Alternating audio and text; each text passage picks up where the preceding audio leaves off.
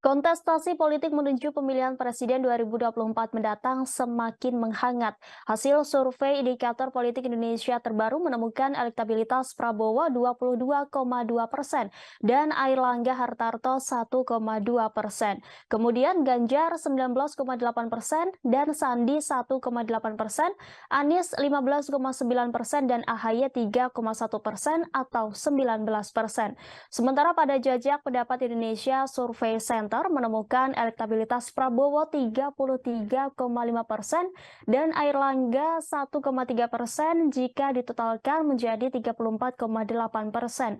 Ganjar 18,4% dan Sandi 1,4% atau 19,4% bila ditotalkan. Kemudian Anies 18,2% dan AHY 4,6% hingga ditotal menjadi 22,8%.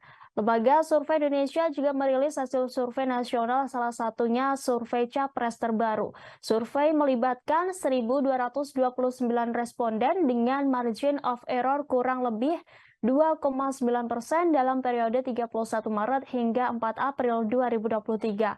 Ganjar, Prabowo, dan Anies masih bersaing ketat di posisi 3 teratas.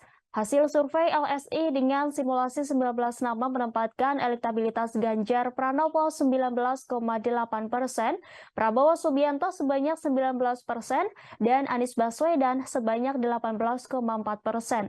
Sementara dalam simulasi 3 nama capres, Prabowo Subianto di angka 30,3%, kemudian Ganjar Pranowo 26,9%, serta Anies Baswedan 25,3%.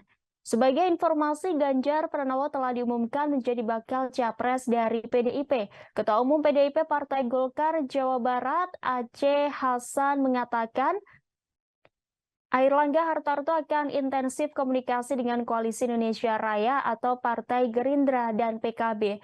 Golkar pun sangat menghormati keputusan PDIP yang telah mendeklarasikan Ganjar menjadi capres 2024.